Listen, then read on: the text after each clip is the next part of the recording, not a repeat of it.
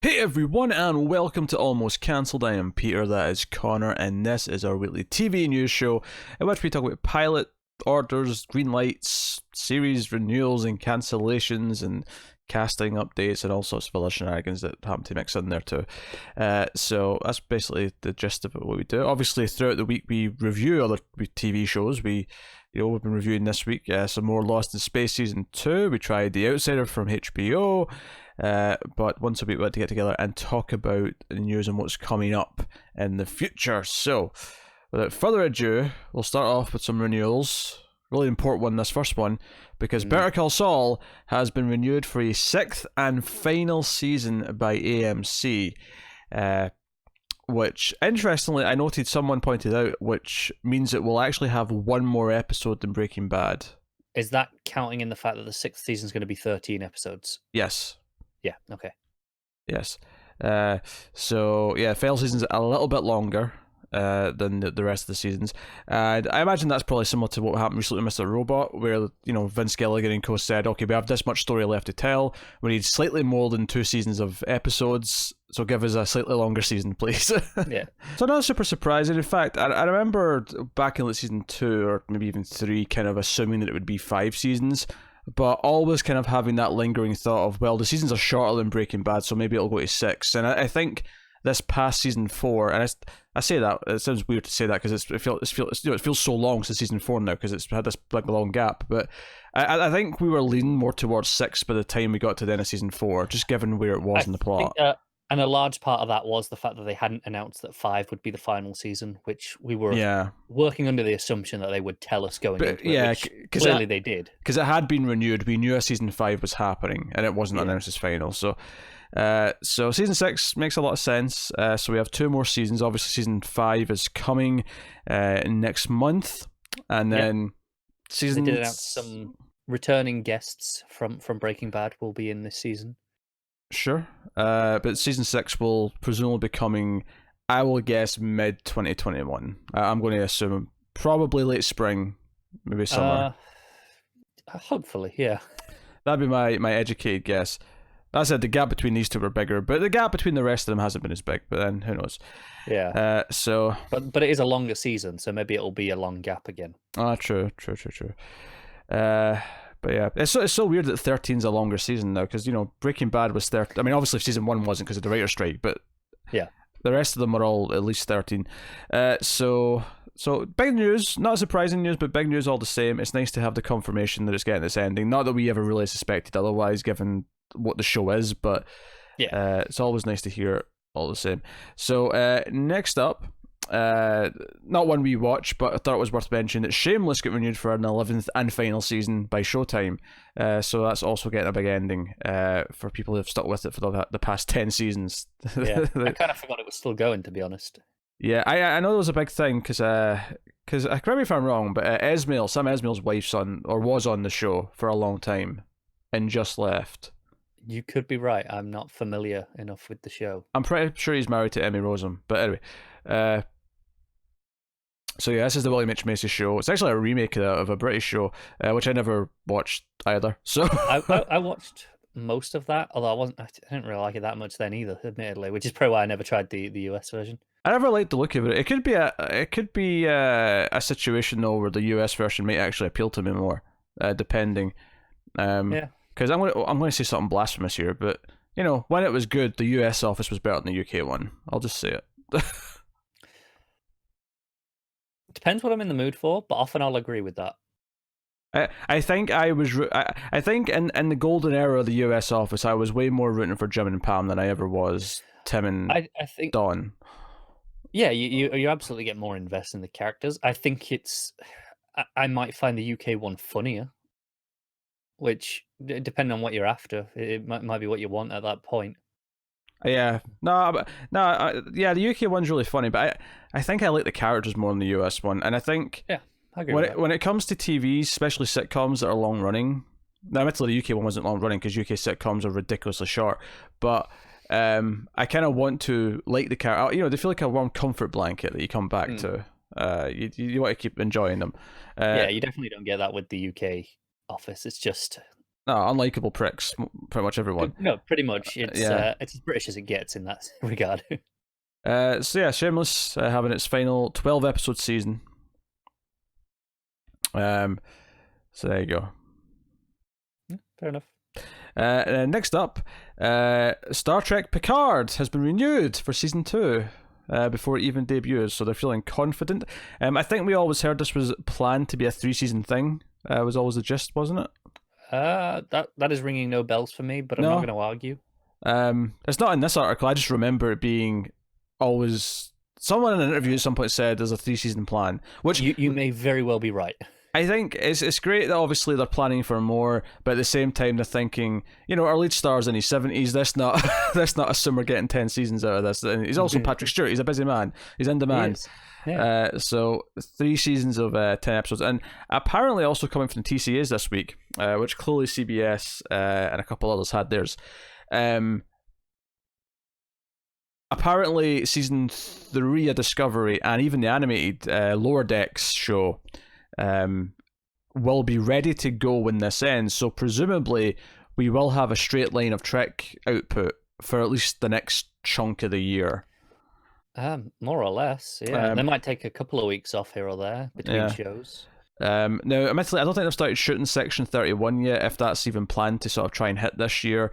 It'd be nice if it did. It'd be nice if they actually hit the mark at the end of this, these couple of shows. And yeah, I don't think they have. I remember them always talking about that being a while off, like they were getting season 3 of Discovery done before they worked on that. Yeah. I mean, and then obviously they just kind of mentioned that there's a couple more shows in the works. Yeah, just casually. Yeah, it was just an interview. Kesman was just like, yeah, we got all these shows. There's 2 other live action shows we're working on, but I'm not sharing any details on those yet. So there's nothing to really say about them. But so I think this year we're going to have Trek consistently weekly for more than just over half the year, probably, by the sounds of it. Yeah, I think 2021 could be the year they hit that all year long. Maybe barring a little break at Christmas because they want to take that time off, but yeah, I am thinking they might want to take maybe a month off between shows just to give a chance to hype up the marketing for the new one. Sure. Or alternatively, you put out the finale of one show with the premiere of the next one and sort of do a little. Oh, that's ballsy. A little, little handoff, as it were. Yeah. But hey, so yeah, good news. I'm looking forward to Picard. So that is coming. That is coming very soon. In fact, season 1 of Picard launches this coming week. Or something. Yeah, this week. Oh, okay. This coming week. Yeah, we are less than 1 week away from it. So looking forward to checking that out. Next up, so I actually was convinced we talked about this, but I think it was just because it was so early in the week that I just assumed we talked about it in the last episode. But Westworld season 3's got a premiere date. Yeah, I think you messaged me like the night after of us recording the last news, telling me that. Was always after we recorded. Okay, that's why this feels like it was. Yeah, okay. So anyway, it's March 15th at 9 p.m. Notably, this is actually directly 1 week after what should be the finale of The Outsider on HBO, which we are reviewing and we're continuing with. We're doing episode 3 this coming week. So, so I'll be straight from one HBO show to another. Which is ideally how it should happen. Obviously, sometimes not every show is going to appeal to us. And of course, me and Tara were doing Watchmen, which ended pretty soon before. Obviously, they had a little Christmas break, of course, before they started The Outsider, but completely understandable. Yeah, but more or less, it was like maybe 2 or 3 weeks in between. Yeah, but that was cool. Their big Sunday show to the next big Sunday show. So we'll see if we can make it 4 in a row with whatever's after Westworld. It definitely makes it feel like The Outsider is just sandwiched between these other 2 huge shows, doesn't it? Yeah, I mean, it has some names and cred, but yeah, okay. Yeah. So that's cool. Obviously, we're excited for Westworld. It's always a bit of an event as TV goes. So good news. Next up, Walking Dead, the new spin-off has got a premiere date, and I don't really care about this. Actually, honestly, the most interesting part about this is I hadn't seen the title yet until I read this headline. I don't know what the title is. I know there is. I vaguely remember there being another spin-off, but yeah. So this is going to launch on April 12th, which is Sunday. And AMC renewed a bunch of non-scripted stuff, like Raid with Norman Reedus is getting a season 3 or whatever. It's not 4, season 4. Okay, sure, why not? But yeah, so the show's title is The Walking Dead Beyond World. What does that even mean? Wait a minute. Hold on. So in the headline it says World Beyond, which makes more sense to me. It doesn't sound good, it's all generic as shit. But in the actual paragraph text, Deadline have flipped it and it says Beyond World. Beyond World makes me think that they're going to different planets. Yeah, no. I'm going to assume World Beyond is the correct one, and they've just swapped the name and the other one. That makes more sense. Okay, I take back the laugh. I mean, sure. Small laugh for generic title, but yes, not ridiculous. I kind of hate that they've been so cowardly with how they've named these spin-offs, and all I could think was you can make it sound like it's part of the same family without having to do some clunky, and because now they've done it two ways. They've done, let's put Walking Dead in a sentence, Fear the Walking Dead, and let's just put a colon after, right? They've done it in two boring ways. All they had to do, why not call this The Creeping Dead, or the something dead, like just take a different adjective. I think this one annoys me. Not adjective. Sorry, verb. Yeah, adverb. This one annoys me more than the other one, because at least Fear the Walking Dead, it was lazy, but at least they made a sentence out of it. Sure. This was just slap a colon on it. It'll be fine. There's so many things you could do. The Creeping Dead. This one's meant to be like the main characters were born after and grew up after the apocalypse, right? So that's kind of the premise of this one. So call this one, I don't know, the Young Dead. It's a bit dark. So something that implies a lot of time has passed. The decomposing dead. No, that's shit. But like something, like do something with it. Yeah, they have people paid for this. World Beyond, so generic sounding. But anyway, that's April 12th. So. Just you've got the article there. Mm-hmm. Maybe it'll tell you, is this set in the future? Because otherwise these are all going to be very young. Like, because assuming that we're still going, okay, Walking Dead has been going roughly real time. It's been maybe 10 years. There's a lengthy description here if you want me to read it here. Hang on. I don't want the whole thing. Just skim it and let me know if there's been a time jump, like when it's what year. I'll be sitting quietly if I do that. I'll just read it out loud. The Walking Dead World Beyond expands the universe of The Walking Dead, delving into new mythology and story that follows the first generation raised in a surviving civilization of the post-apocalyptic world. Two sisters along with two friends leave a place of safety and comfort to brave dangers, known and unknown, living an undead and an important quest. Pursued by those who wish to protect them and those who wish to harm them, a tale of growing up and transformation unfurls across dangerous terrain, challenging everything they know about the world, themselves and each other. Some will become heroes, some will become villains, but all of them will find the truths they seek. That was a lot. I hate that description. Yeah, that was a lot of fluff. My guess is in the future, mainly because the way they described this, I'm getting almost Last of Us vibes of like there's actually safe havens like sort of sprinkled about. Yeah, and it sounds like these people are leaving that. I'm just inferring that from what it says, as opposed to. Yeah, someone can tell us when it airs, and because we're never going to watch it. No, not a chance. Speaking of premiere date, Snowpiercer, which we have been talking about on the almost cancelled news for probably 3 years now at this point. I was going to say 2.5, but yeah, you might be right with 3. We've had showrunner changes. We've had the pilot was reshot. We've had network changes. No, we've had network changes and then changes back again. Yeah. It's basically The Hobbit. It's there and back again. That's literally the story of the Snowpiercer pilot. But there's finally a premiere date for it. And bizarrely, everything we've been talking about premiere dates in this week and last week, it's all been March and April. For some reason, Snowpiercer's the one that has to be even later than that. May 31st is when this is launching, so... But by the time this goes out, this might be the longest from when we started talking about it to when it actually aired its first episode that we've ever had. So far. Yeah. I mean, the Lord of the Rings show might top it ultimately, but I feel like that's going through less turmoil. That's just taking it a long time to shoot. This has like been through so many changes that... Yeah, Lord of the Rings, it's only had one real creative change with the lead actor change, which was a scheduling thing by the sounds of it. Mm-hmm. And let's be honest, changing the actor in a pilot is very, very common. We've not heard of a lot of other problems, so I mean, not concerned with that. Whereas this, oh boy. But who knows? Maybe it'll be good. I don't know. That was the least optimistic way you could have phrased that. All right, next up, kind of a pre-cancellation. Dark Tower series in development at Amazon is now not going forward. They have scrapped the plans. I'm shocked. Dark Tower has been through so many like attempts of adaptations, and obviously there was the one movie that happened and was like hated by everyone. And this is the show that was supposed to connect to that movie in some way. No. That was like scrapped before this. This was a new separate thing. Shows how much I pay attention to Dark Tower, doesn't it? Yeah. So that's not happening. So yep, can move on. Simple. This next one's rough. I don't like this next one. So Mindhunter's in a bad place. It's in a very rough place right now. The future of the show is in limbo. Season 3 renewals put in indefinite hiatus, and most concerning is that the cast have all been released. All the options of like them having to like being locked into their contracts to come back for more seasons have expired because they've not renewed it yet. And because they've got David Fincher wanting to do different things, everything's just...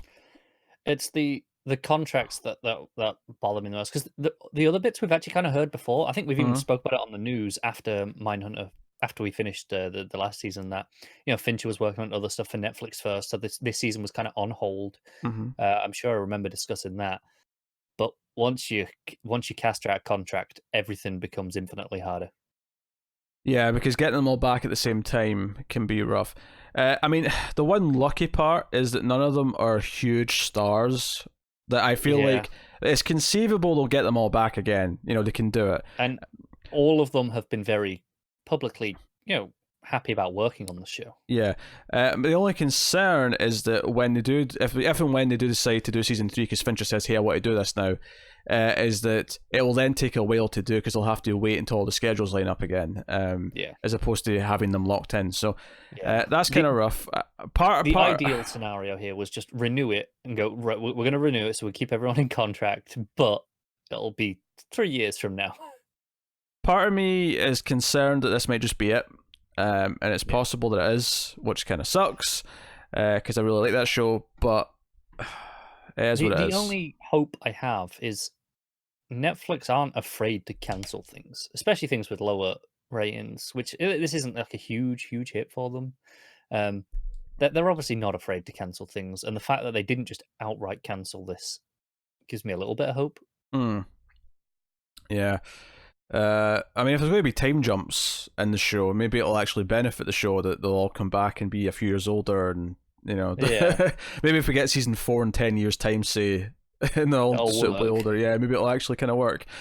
This is almost the TV equivalent to Boyhood, except far more interesting because there's actually interesting plot happening in each stage, and it's not just time passing. Yes. So that's Mindhunter. So it's in a bit of limbo. On Watchmen, actually, because obviously HBO and Warner had their TCAs. And we're talking about Watchmen, and basically season 2 will only happen if Damon Lindelof wants to do it, and Damon Lindelof is pretty sure he doesn't want to do it anymore.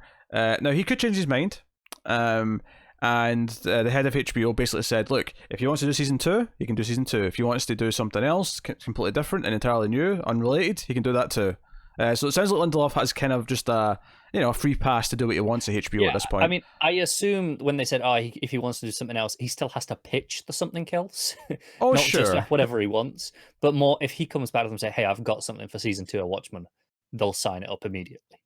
Yeah. No, they're saying anything else though. They're not even just saying Watchmen. They're saying if he's got anything else he wants to do, he can come and pitch it. I assume he still has to pitch it. Well, obviously, that goes without saying, you tit.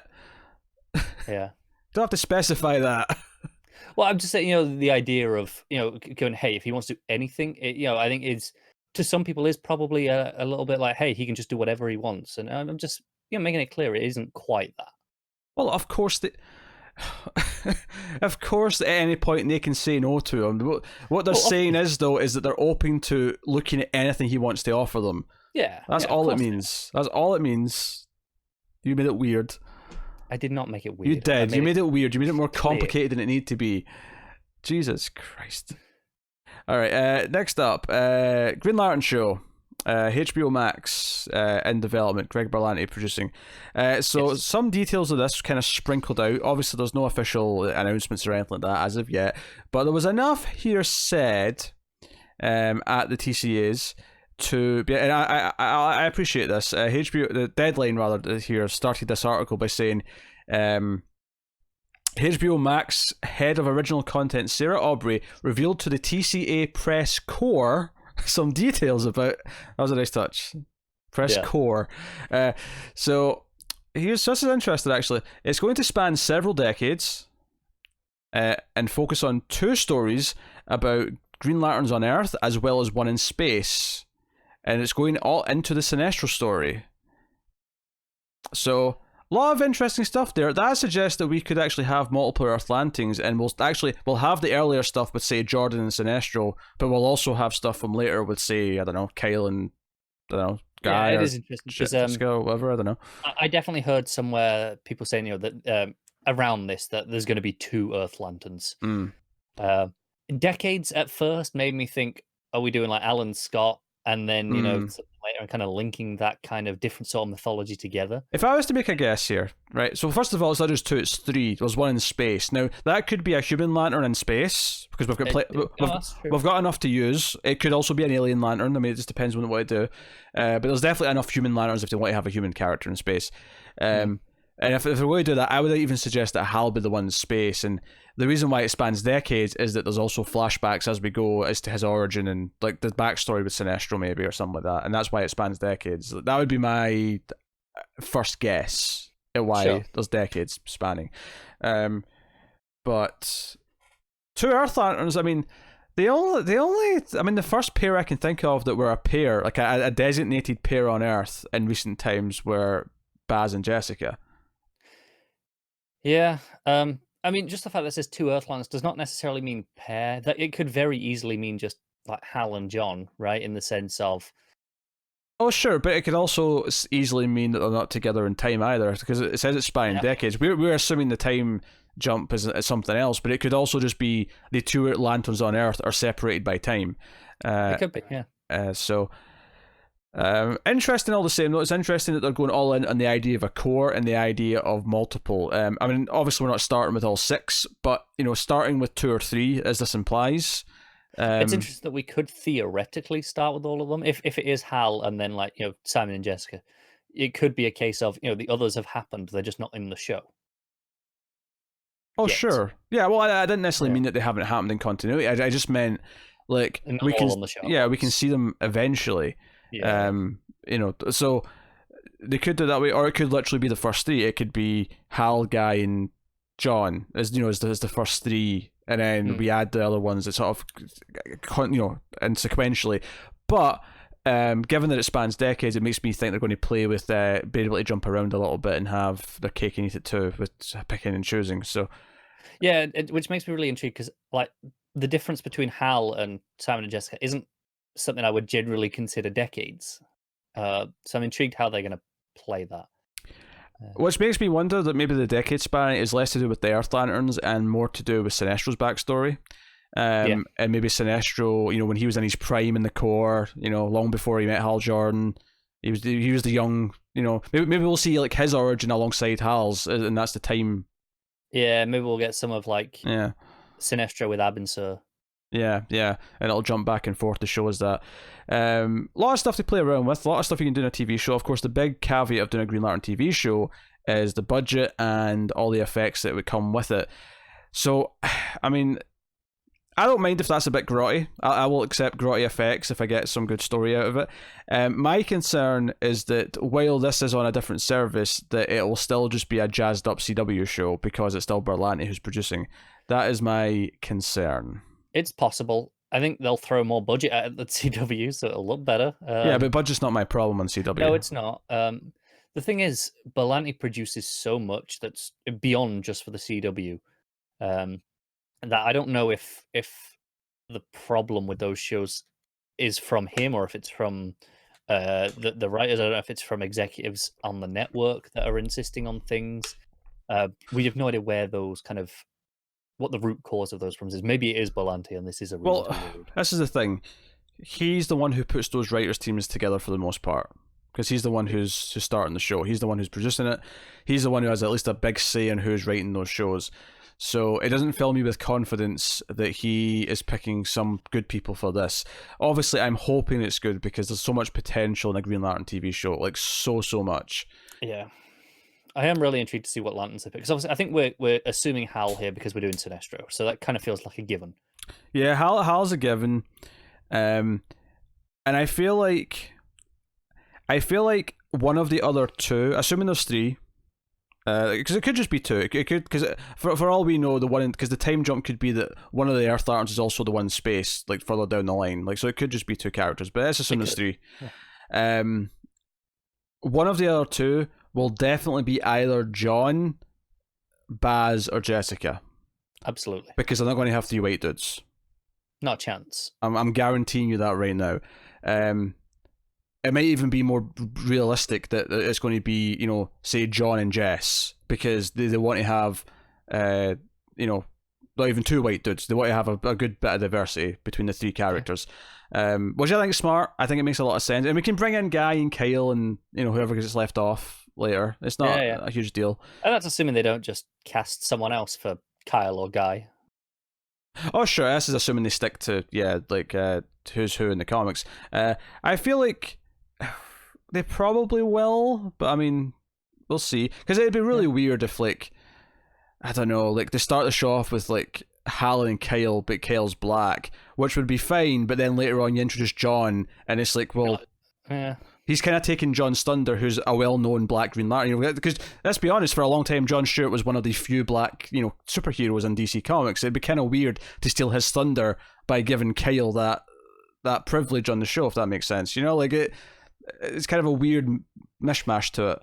No, that's true. I know in some runs there is a history of Kyle being half Latino, I think it was. You're right. Yeah. So I could see them using that actually. I could see them using that. Yeah, it's really hit or miss as to whether or not you can actually see it in the art. It depends on who's writing and who's drawing. Yeah. But it's in the history for sure.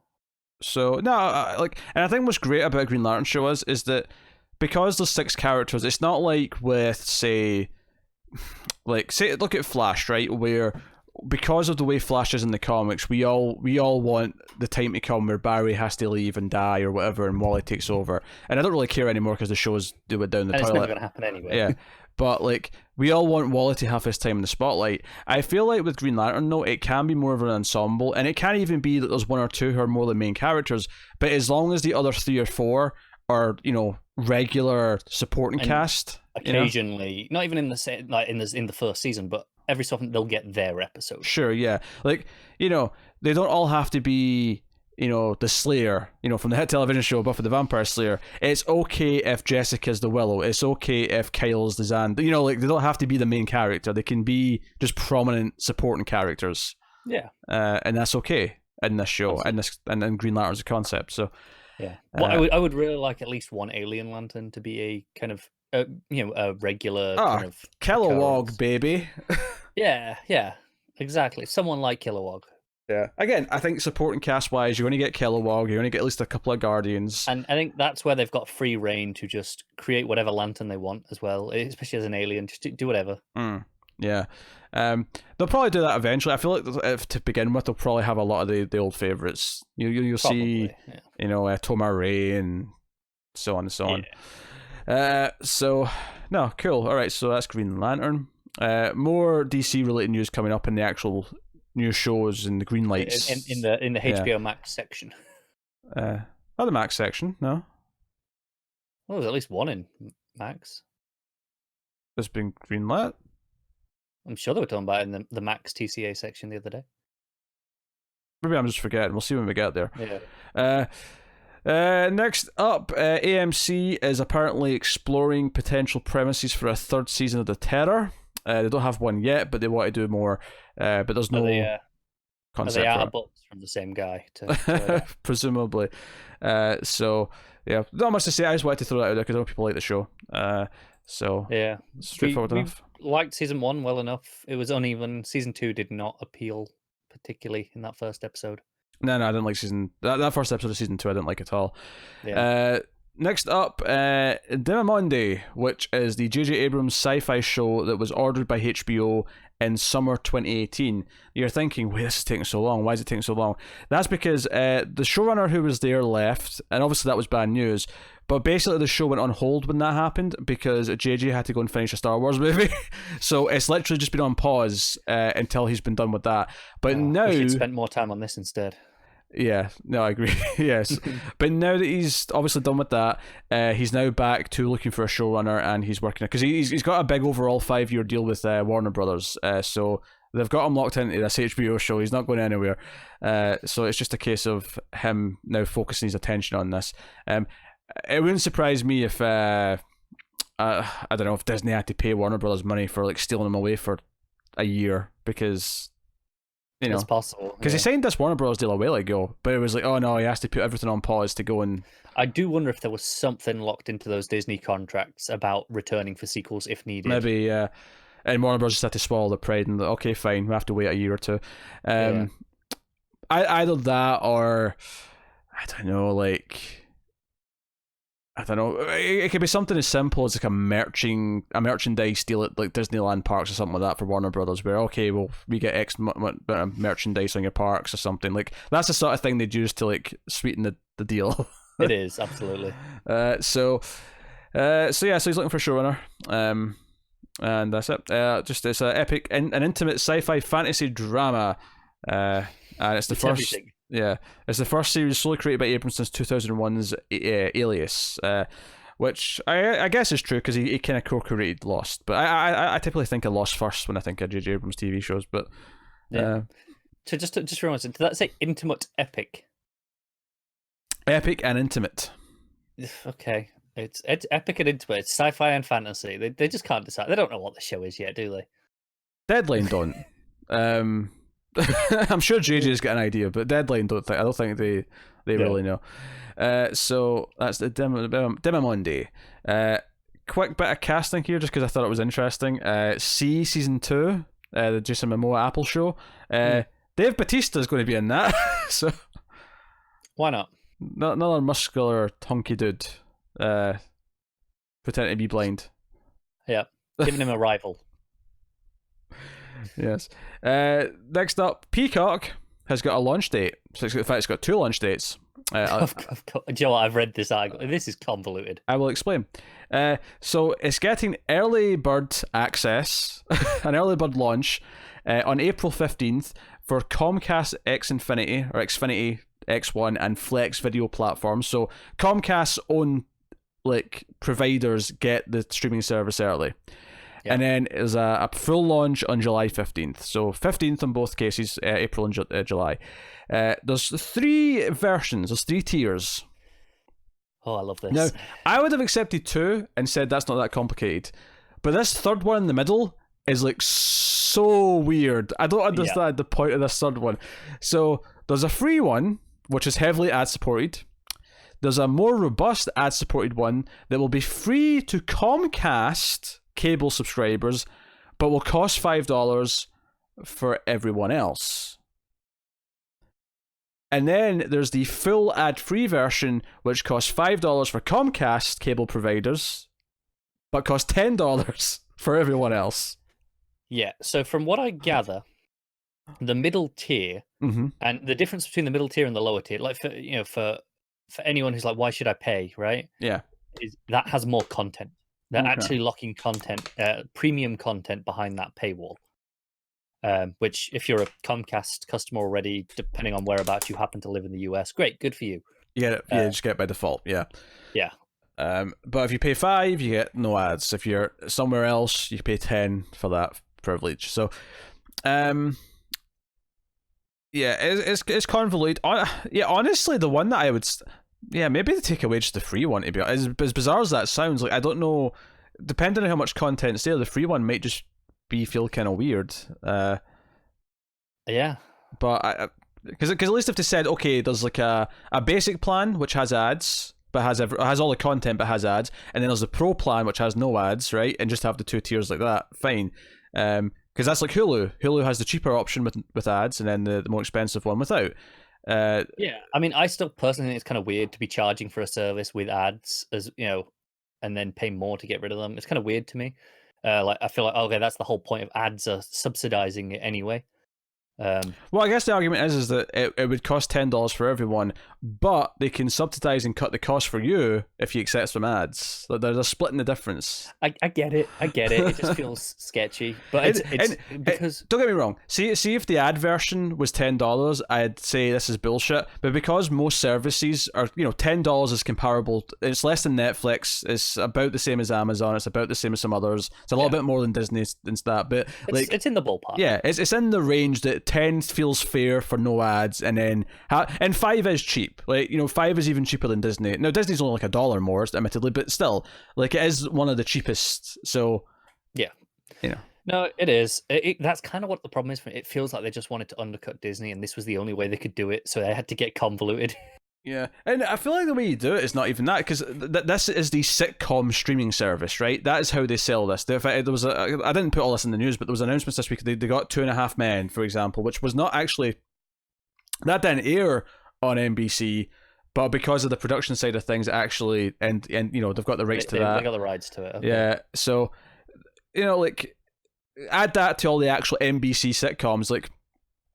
They sell this as this is where you watch The Office. This is where you watch Parks and Rec. This is where you watch presumably Brooklyn Nine-Nine. This is where they have such a stable of sitcoms that they can say, hey, this is where you get all of these, because people still, The Office is still one of the most watched things on Netflix every year. I mean, look how much Netflix paid to have another year of Friends, because they were like, people watch it. It's valuable to people to have the sitcoms.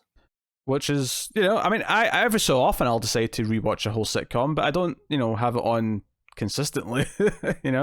I cycle through them. So I've got an itch to rewatch Always Sunny, because guy I work with, I turned him onto it, and he's been watching it, and he just got to Dayman, and he's been singing it all day at work, and I'm just like, I just want to watch it all again.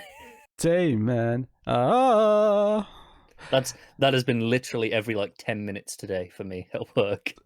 So yeah, so just just need to sell it to their strengths. But let me say, I mean, $10 is comparable to other services, so it's fine. But it's just more complex than it needs to be. It's weird, isn't it? Yeah. So there you go. That's Peacock. Peacock's coming. No, I'm never gonna just take that name seriously. It just can't be done. So here's something else coming out of the HBO TCAs. This is interesting. So obviously with the launch of HBO Max, we have now this world where we have HBO originals, which are still going to happen, and there's no sign of that ramping down. And then there's also going to be HBO Max originals, which are made specifically for the service. And then obviously all the HBO originals will also be on Max.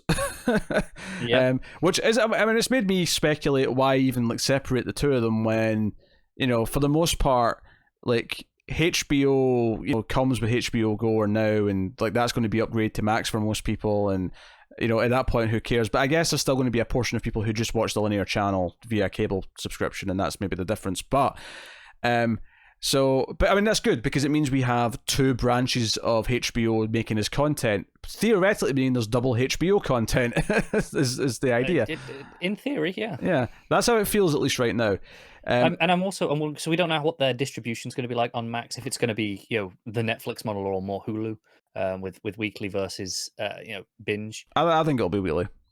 I suspect it will, but I think there's a chance that they might do binge to differentiate themselves from HBO traditional.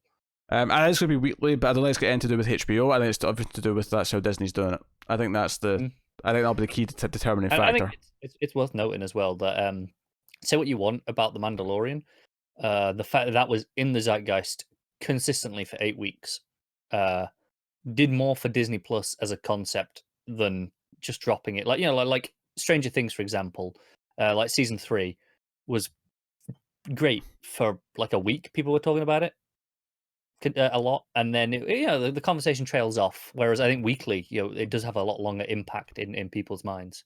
Amusingly, Mandalorian was a show that probably would have benefited heavily from being available in one go, It probably would have. And Stranger Things would have actually been fine weekly, I don't think, without any changing anything. But so the news here, though, is that HBO, if you weren't aware, the sister channel to that is Cinemax. It's owned by Warner's. It's the same head company. And Cinemax has kind of been in a weird place for a long time anyway with its original content. They've kind of like tried to rebrand and reshape what it is. Our beloved Quarry was there and was a casualty because after that one season they said, nah, we don't go do action shows now. We're really action show for men sort of channel. Yeah, That was their they action. lost Outcast for the same sort of reason. Yeah, Outcast was another one. And basically they've confirmed that they are not going to be making any more original content at Cinemax. Now that doesn't necessarily, obviously stuff that's already started, because it's worth mentioning that martial arts show Warrior did get renewed and has not had its second season yet. That is still going to at least get a second season. What happens after that is purely up in the air. It could become a HBO Max show. It could just be that's it, you're done, go home, because Cinemax is primarily a movie channel, as is HBO, admittedly. So I think HBO have managed to get out of that trap in the cultural eyes now, though. They're not seen as just movies anymore. To finish my sentence, though, so the linear channel isn't going anywhere. The linear channel's staying where it is, and it's still a movie channel. But original content TV show-wise is done, basically. No, I mean, when was the last time we watched anything on Cinemax? Warrior. I mean, it probably was Warrior that we tried, and it was pretty good, to be fair. If we'd had a bit more time when it aired, we probably would have watched a bit more of it, because it was all right. But before that, it might be like Quarry we're going back to before that, where it was the last thing that we properly watched on it, which was far too long ago now. HBO Max needs to do a Quarry revival. So this isn't surprising.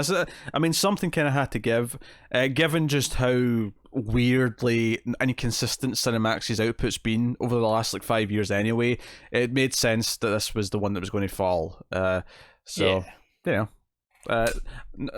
not upset about it. I guess I'll happily trade the random shows that we might get from Cinemax once in a while for all that HBO Max potential content, which they're treating like a boutique of content. That's we've got all these shows were in development.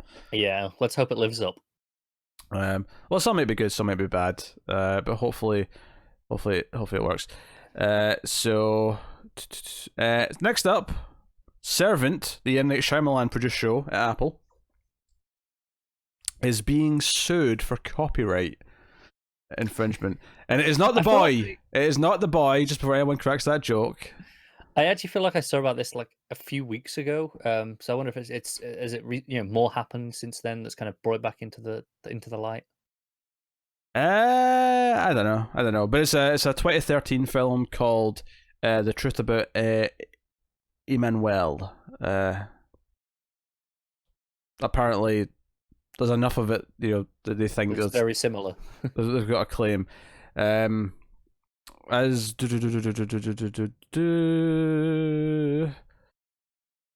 it's not a mere borrowed premise, idea, or story. The jury sees gravity, blah blah blah. M. Night Shyamalan has gone so far as to appropriate not just the plot of Emmanuel, but also the use of cinematic language, creating a substantially similar feeling, mood, and theme. This is weird. It's hard to believe, right? It's hard. Anytime one of these big copyright things happen, it's hard to believe that someone in the industry actually tried to steal something, and to this extent, we're like, no, I'm going to take this and do it. It's one of those things where I always give them the benefit of the doubt in terms of maliciously doing it. It's possible that maybe he saw this movie a long time ago and subconsciously it kind of worked its way into this premise that he had. Could be just complete coincidence. People have the same ideas all the time. It just so happens that even if it is coincidence, you can still sue for copyright. That's just the way it works. Yeah. So we'll see how Apple fight this, and if it actually goes, because it's worth mentioning this happens every so often, and most common outcome is that it just gets thrown out, and it's like, there's nothing here, and if there is anything to it, that usually ends up in a settlement where it's like, okay, we're not going to stop making it, but here's a couple million to shut up, you got paid for it, go away now. it's more complicated now. I'm simplifying it heavily, but I feel like it happens a lot more in the music industry with someone claiming, "Oh, hey, this song sounds a lot like ours," and they win those cases a lot more often than they do in the film and TV industry. But we'll see how it goes. Apple are well known for winning huge court cases for decades now. Film is so much more. There's so many more variables in film and TV. There is, for a start, and plus, like, you can rip off another movie, and like it's clearly meant to be ripping off the other thing, and it's not a copyright claim. So it's there is definitely I think the thing is when it's clearly ripping something off and doing something that can generally kind of fall under parody and satire. It's when it's doing the same thing where it's not, and trying to do it better. Wait, hold on a second. You can't tell me that every rip-off can fall under parody copyright law. Not every, but a lot of them. A lot of them can. I'm not talking about the really cheap bottom feeders that just churn out like the cheapest looking shit that you can think of because it's that's pop, like when after Sharknado, when everyone did a shark movie, like dirt cheap, and went, hey, we can do that too. I'm not talking about those ones. Those those ones are definitely you could get for copyright. It's just probably not worth it because they didn't make any money. I don't think you can claim a rip-off as parody if it's not actually parodying it. Like if it's just doing it, I don't think you can. But you get away with it because, like, as long as you avoid certain things, you get to just go with it. So I guess I mean that wording said that it wasn't just the plot; it was the idea of how it looked, the feel, the mood, the tone, everything about it was very similar. So I mean, we'll see if it wins, if it pops back up in the news again. So we're on the actual shows now, So I'll take this time to thank our Patreon producers. So thank you to David Short, Alison M. Fordyce, Cindy Palacios, and Tyler Hess. That's our Patreon producers for the month of January. That means they are $20 or up on patreon.com/MailFuzzTV. But of course, you don't have to go that high. You can support us for as little as $1 per month, and you can do that and get some bonus material for your troubles. You get some bonus outtakes. You also get bonus episodes of some of our movie podcasts every month.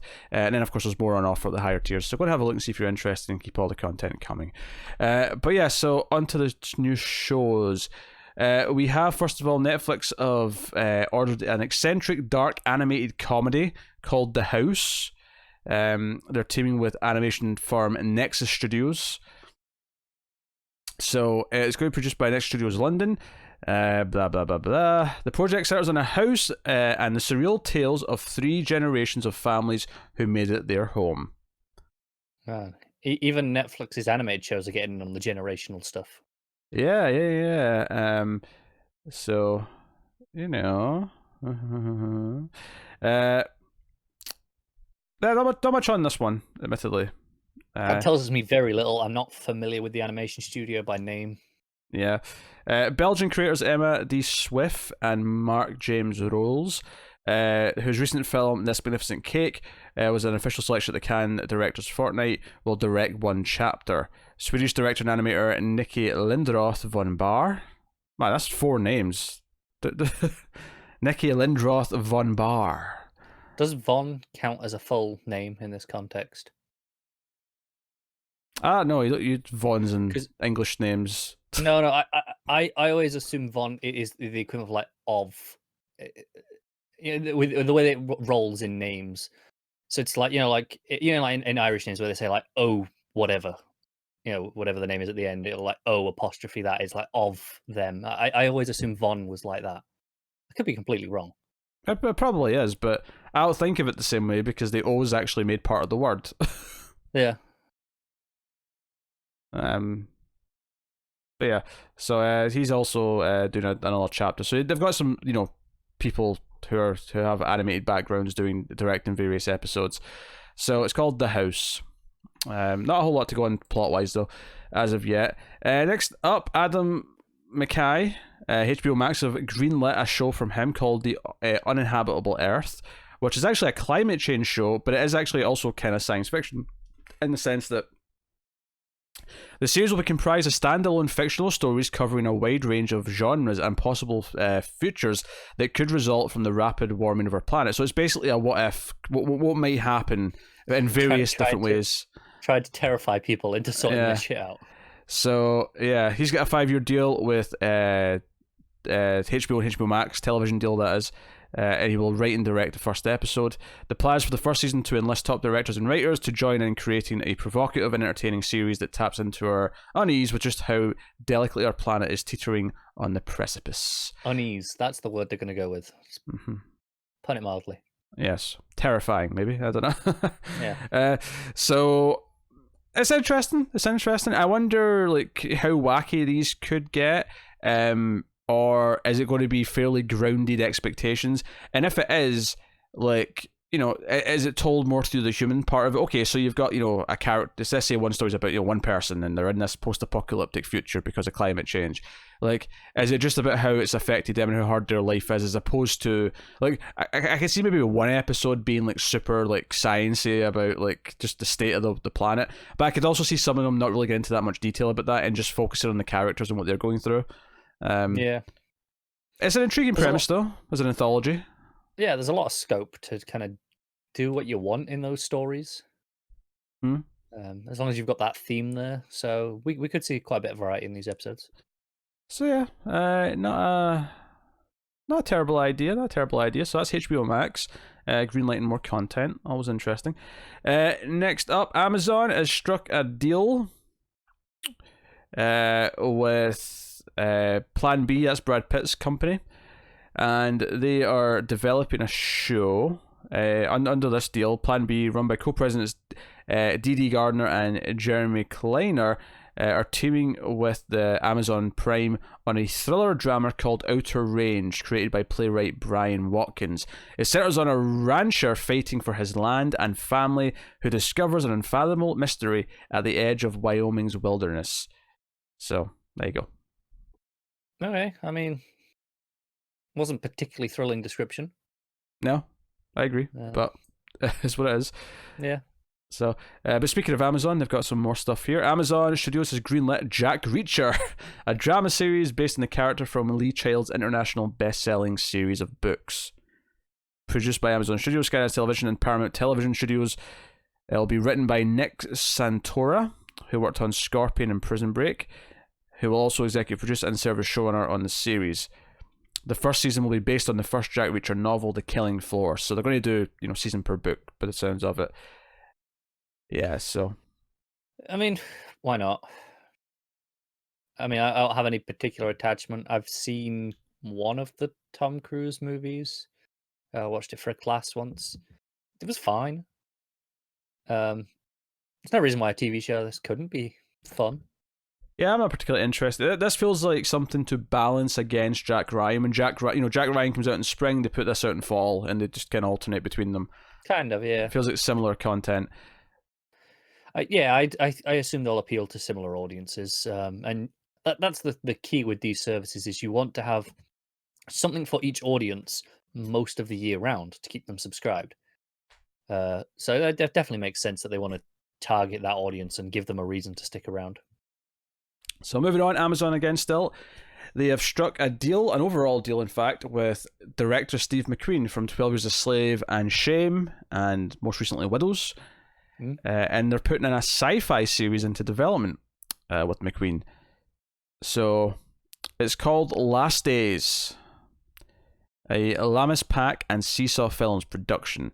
The show is a sci-fi thriller where the world's governments have secretly created controversial plans to selectively colonize Mars in the wake of a dying Earth and the rise of AI. The series will follow one woman's journey to explore the truth about where she came from at the risk of losing everything she knows. First of all, that sounds great. I'm all over it. I want it in my life. Give it to me now. Secondly, I think that just about hits your new drinking rule for talking about someone's past in the description. Does it? Give me the key phrase. Explore the truth about where she came from. Go on then. Yeah, I think that counts. Yeah. I will concede. So it sounds like we're getting some discrimination here where they're colonizing Mars but only taking the rich people or selected people, and that's going to be some of the social commentary of it. It's a very tall bottle. Yes. Yeah, it's an annoyingly tall bottle because it won't fit on my goddamn shelf. It's a very nice whiskey though.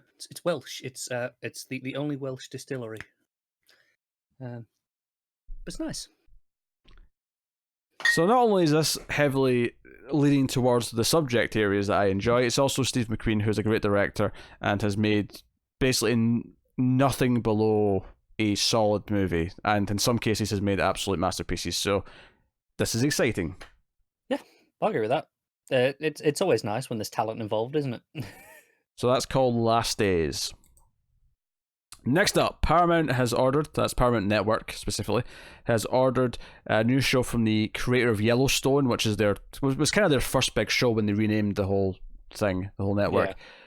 So it's called Mayor of Kingston. Sorry, that's not Mayor of Kingstown. I read it and went with the more abbreviated version of the word. Kingstown, Mayor of Kingstown. Doesn't just. I get why you could read that as Kingston. Yeah. It doesn't roll off the tongue as well. But hey ho. Is it two separate words? No, it's one word. Okay.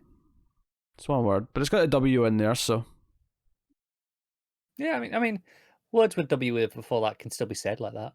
So I mean, I'll give you the benefit of the doubt on this one. Usually I like to give you shit for your pronunciation on some things in these, but that one I'll let you off. The show is set in this small Michigan town where the only industry remaining are federal, state, and private prisons. The story follows the McCluskey family. The power brokers between the police, criminals, inmates, prison guards, and politicians, in a city completely dependent on prisons and the prisoners they contain. It is a stark and brutal look at the business of incarceration. Okay. Yeah, no, I don't think it's for us. I mean, Yellowstone was nothing that appealed to us either. Yeah. And while it's doing relatively well for them, I've not heard anyone talk about it to make me think, oh, I should see that. I should go make a point of watching that. I forgot it existed until you brought it up like a minute ago. Well, there you go. All right, the CW, we have two CW series greenlights. One, which is not that exciting, is Walker, which is a Walker Texas Ranger reboot starring Jared Padalecki. So that's the thing that's happening. Had to keep him on the network somehow. Yep. Well, it's apparently 15 seasons of Supernatural is not enough. They had to give him a new show. It was like, you got anything else for me? I kind of like this steady paycheck thing. Yeah, you've aged out of our usual CW audience, but we can give you that sort of gruff middle-aged man role now. So that's cool. And then the other one, of course, bit more related to our interests. Although, that said, we did just quit reviewing all these shows, so it's not as relevant as it used to be. But Superman and Lois, which I feel like might get retitled by the time it actually happens. I really hope it does, because that's a clunky mouthful. Yeah, so that's been officially ordered for next season. What's interesting about this is that they've not officially ordered the Green Arrow and the Canaries show yet, even though there's getting a backdoor pilot literally this coming week. Now, I suspect that you could argue that this is maybe just a case of they want to actually see how the backdoor pilot does. But it did feel weird to me that they're announcing this one, but the one that we already kind of knew about isn't being announced at the same time. Yeah, it's weird, because I assume they've had an internal pilot for this. They've seen it. They know what they're getting. Whereas this, obviously they've seen this pilot, but the difference is they've got an actual chance here to air this pilot and see the reaction from people, whereas they don't with the Superman pilot. So maybe they are just waiting and seeing. Correction, there's no pilot for this. It's a straight to series order. Oh, really? In fact, both are straight to series orders. All right, I take it back. Yeah, no pilots for these. So, as what it is. But hopefully it's good. Hopefully it tries to rise above the caliber of content that CW have been putting out in the DC shows. Low expectations, though. Yeah, there was actually a leaked bit of concept art for a slightly new Superman suit that kind of leaked this week.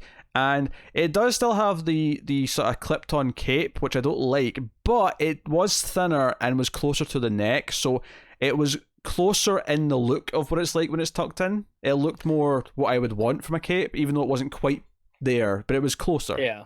Okay. So Okay. improvements. And let's be honest, give it 2 seasons, it'll have a different look anyway. Oh, Supergirl had the same look for 4 seasons. That's true. That was actually a very long time for these shows. Yeah, 4 seasons was good. And to be fair, I feel like Green Arrow had the same look. Once he got the suit he had towards the end, I feel like he's had that since like season 4. I was like also like 4 seasons. Yeah. They changed it a few times early on though. It's kind of what I expect from these shows generally is they change them a few times early and then kind of stick with something about halfway through.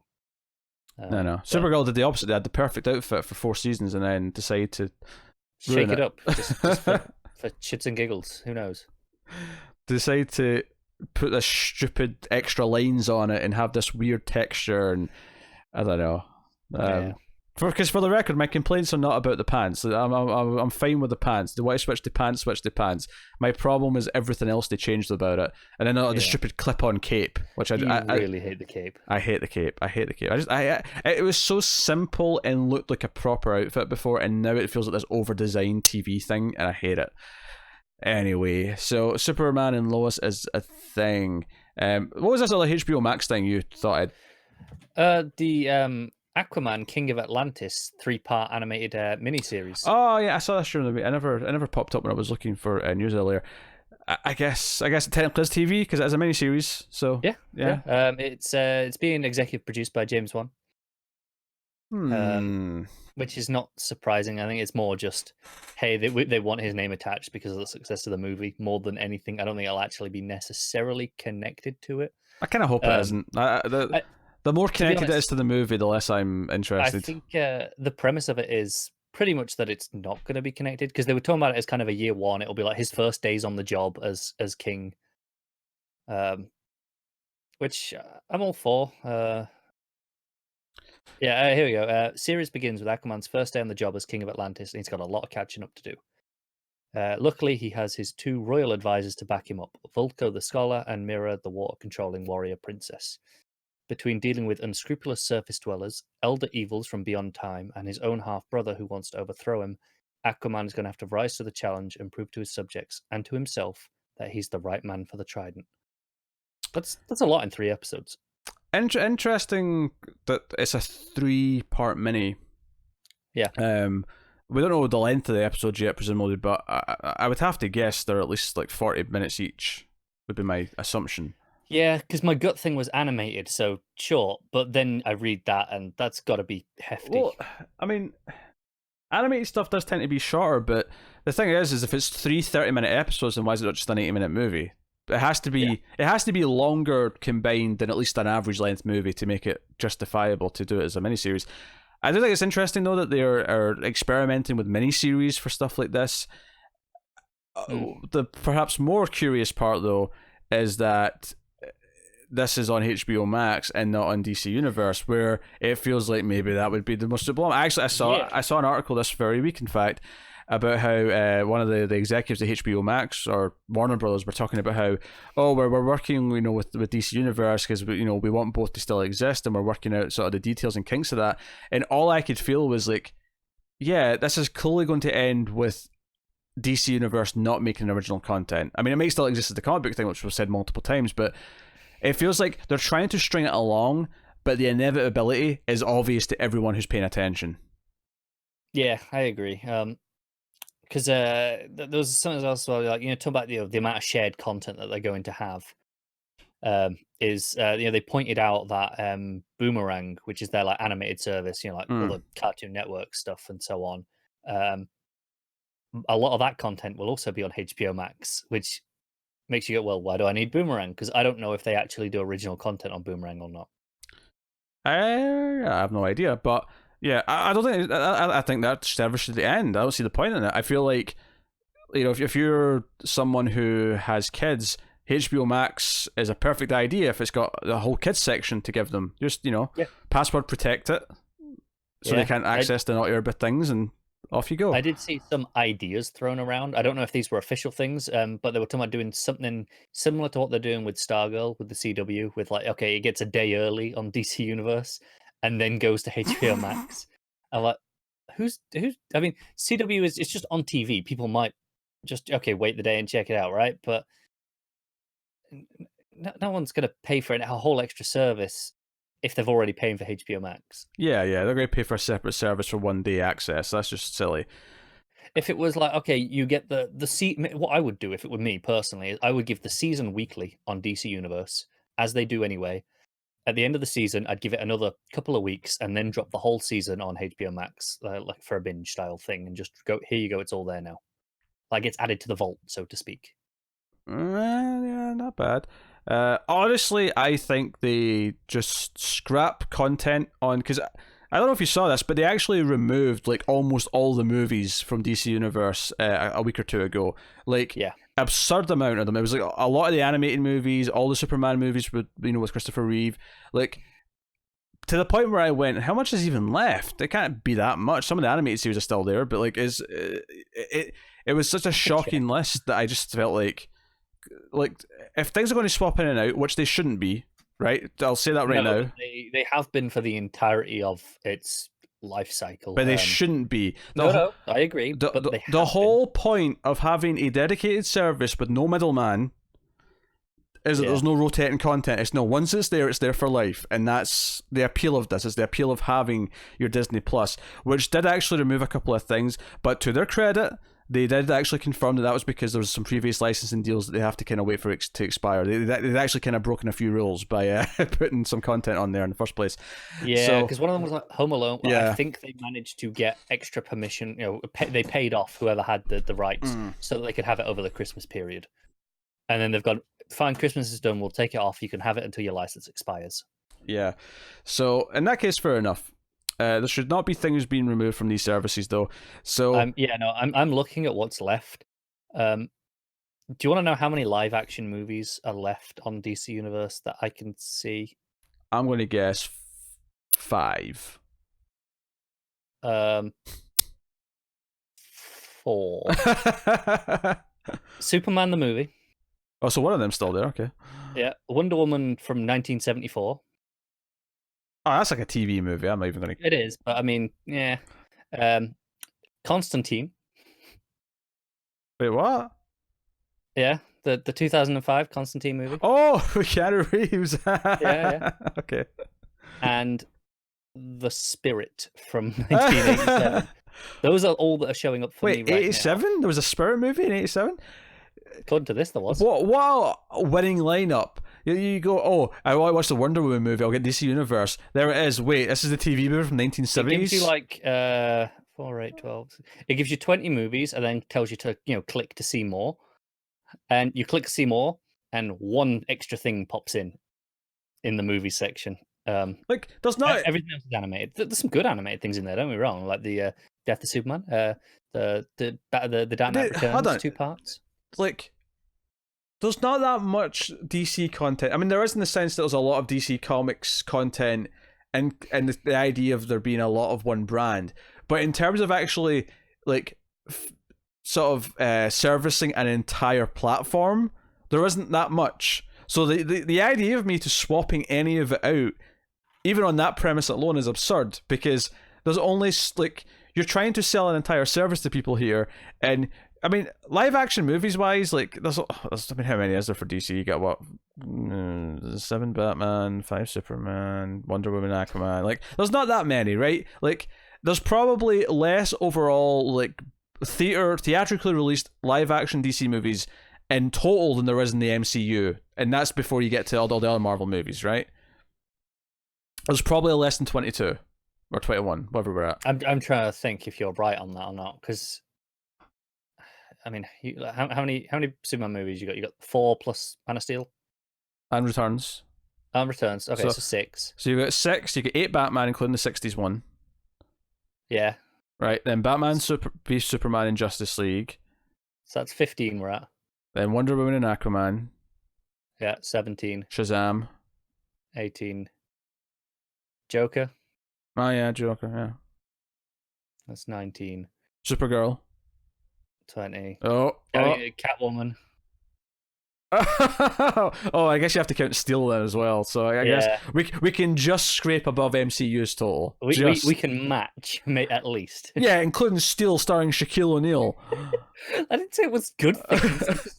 I mean, I think I might rather watch that than Batman v Superman again. Oh, Jonah Hex, that's another one. There you go. We got to Yeah, 22, 23. Yeah. yeah. Well, there we go. We did it. And you can watch 3 of those on PC. Well, I guess Constantine, we need to count that as well since it's there. Oh yeah. The 24. Yeah. It's lackluster. That feels like the budget crappy platform that, like, if anything, that should be the offering. See, if they were going to do like a free version of this service, that should be what's in the free version, not what you're paying for. Yeah, no, I'm with you. I think, I said, the ideal scenario is give them all, weekly on DC Universe. That's assuming they want to keep DC Universe properly alive in the way it is now. Yeah, honestly, you're saying stop doing original content. I agree. Basically, let them just share the content for the DC Universe stuff. You've got the rights, just do it for both of them.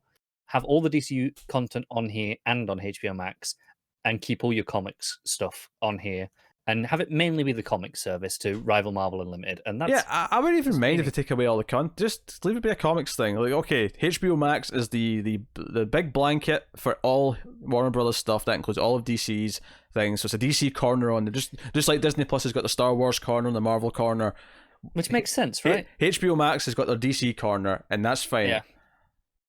And just go with that. Speaking of the DC service, I watched the first episode of Harley Quinn this past week. Okay. You would hate it. Well, good. I'm glad I didn't watch it then. Yeah, excellent. You would utterly despise it. I think it's delightful, but Pete would hate it. Yeah, I'm good. And apparently that's on somewhere as well. Like pretty soon after it's on that. It's on some cable channel. Yeah. I will take your word for that. I've not seen it, so I can't say either way. Yeah, I heard this. It's on. I don't want to say Adult Swim, but it's on something. It's on something. I heard this anyway. This could be complete bollocks, but I heard it and laughed and went, "Yeah, of course it is," because that means Titans is the only exclusive left. Oh God. Yeah. Well, and Young Justice, sorry. And Young Justice, of course. Yeah, and Young Justice is great. I did just quickly search it. Nothing showed up in the Google News section, but I mean, that doesn't mean you're wrong. It feels believable enough that even if it isn't, like, this is how much they've harmed the reputation of DC Universe now as an exclusive content service, that I assume that they've already, like, sort of, undermined it. Yeah. Oh well. So I got another news story though. Just to wrap back around, we went on a bit of a tangent there because you brought up Aquaman. Sorry. So CBS. You asked, yeah. CBS have have they? Do I need to get booze at the ready? They've closed. I mean, I say as I'm drinking a rum closed and coke. Deals, but what have they done here? Have they actually ordered? Yeah, okay, they've ordered the series. They had a pilot script written, but they intend to just put it straight to series. So this is actually a Silence of the Lambs TV show, and the main character will be Clarice Starling, and it's called Clarice.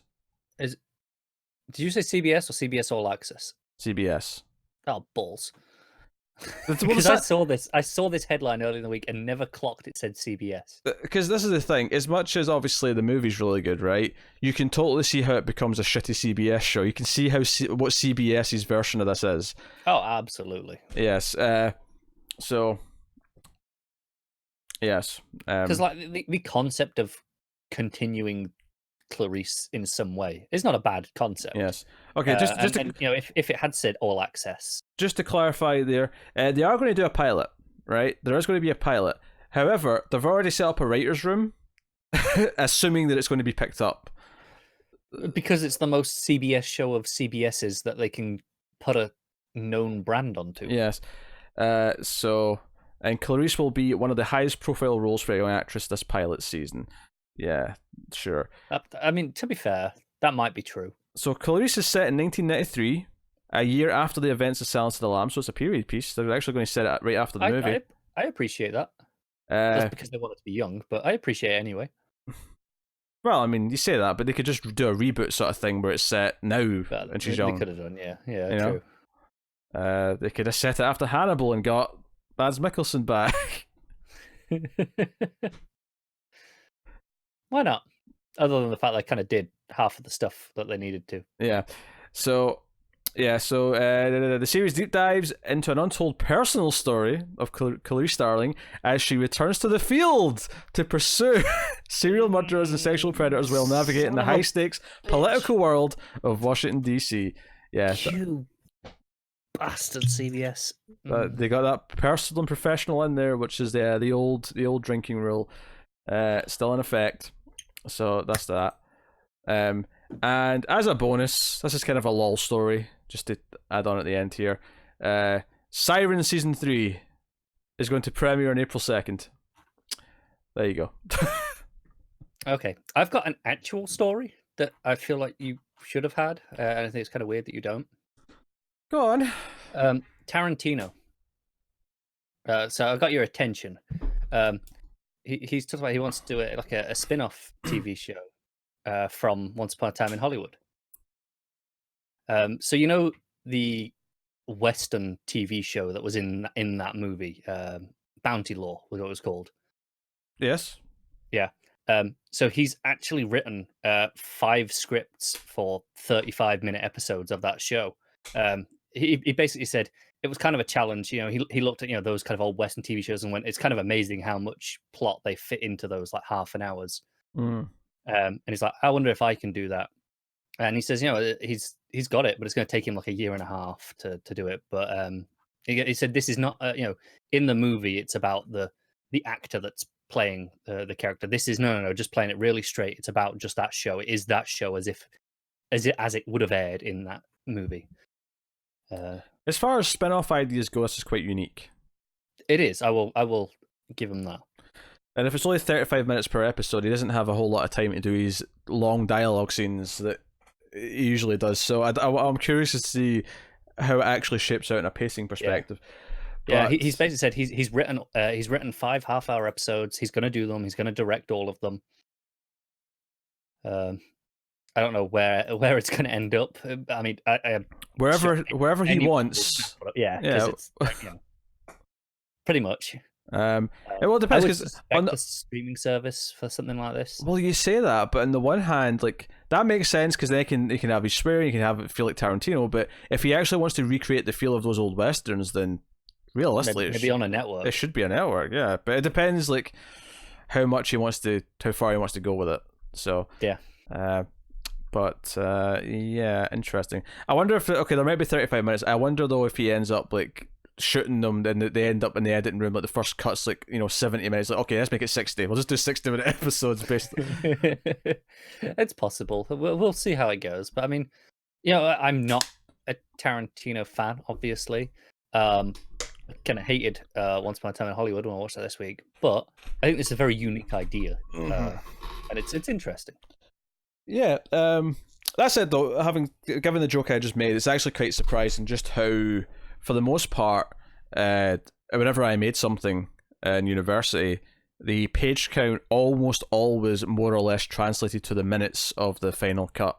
Almost always. It's kind of insane. It's kind of how it's supposed to be, in theory. That's in theory, but like I expected more variance, and I think some scripts will vary more or less depending on what's going on, but I was impressed just with no, it actually works out. It genuinely works out. It's why it's a general rule, isn't it? Minute per page. Yeah. It works more often than you'd think. Yeah, I don't think that's true with Refn though. I feel like he can write an entire episode of Till to Die Young in about 3 pages, and then it'll be 70 minutes long. So probably. But there you go. That is the news. That is this week's TV news. So we mentioned we did The Outsider, which was a double premiere.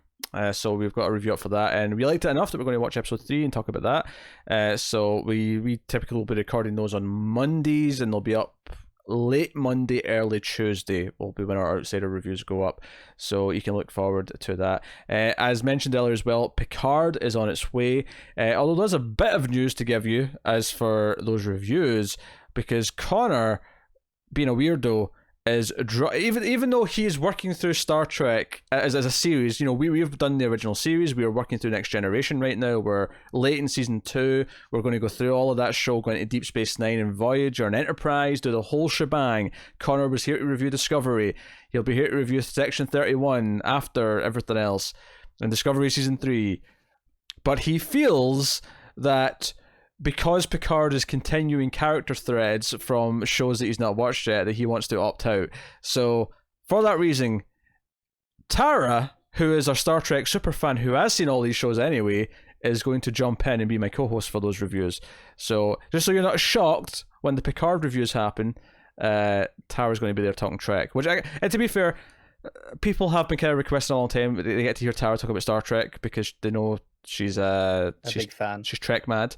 So, I suppose in that sense, it gives some people what they want, but weird all the same. I mean, like I say, I've watched the trailer. I've read some of the interviews this week because they're on the press tour, and I believe the show is not for me, and that's okay. I'm not saying the show is going to be bad or that it's not exactly what it should be. Just it's not for me right now, and I feel I won't have a lot to contribute in that sense. So I thought better to leave it to someone who has a lot more to say. Somehow I'll find a way, I'm sure.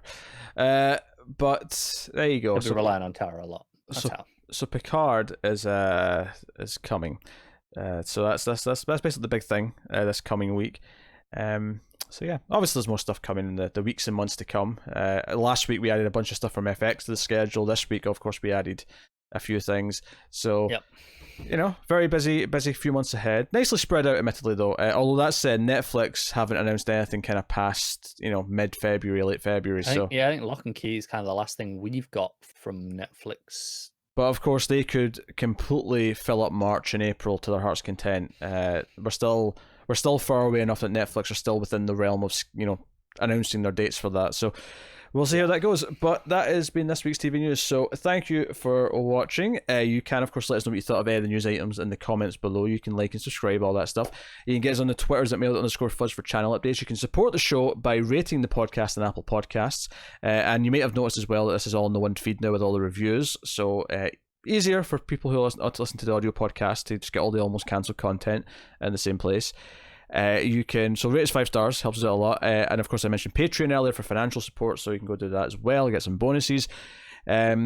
Is there anything else I have to do or plug? I'll just say that continuously right now, everyone at MailFuzz TV did their own top 50 movies of the decade of the 2010s, and the first 2 parts of that are out. It's 5 entries per person per episode, so it's a 10-part series all in, because it's so many movies to talk about and so many people talking about them that it's quite a long-winded series. But part 3 will either be before or after this, but it should, if it's not up yet when this goes up, it'll be up soon, or maybe already be up, one or the other.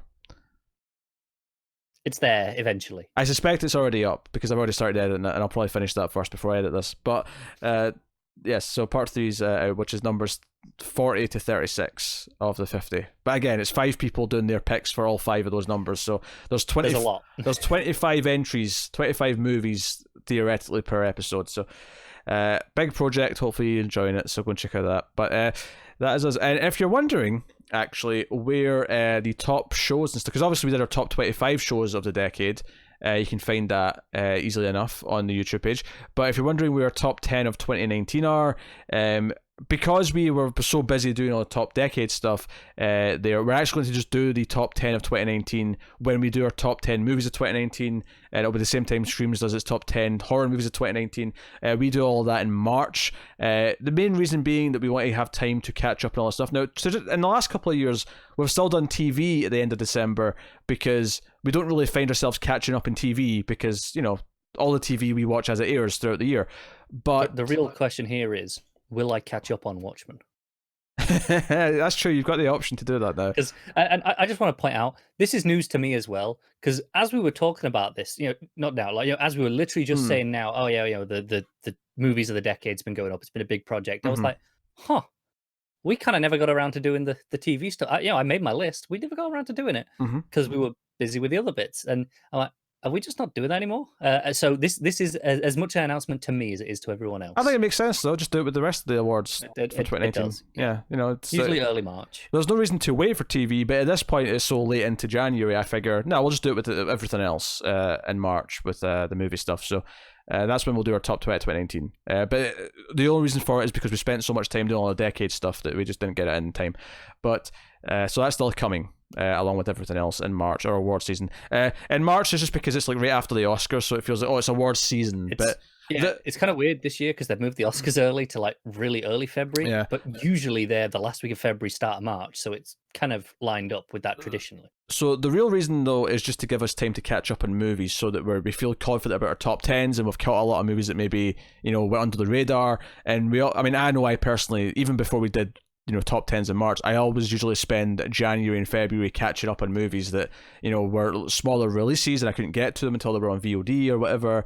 So that's the reason why. But anyway, that is that. So go check out all that stuff. But that's it. So thank you once again for watching or listening. We always appreciate it. Keep watching TV, guys. Have you got any vanilla?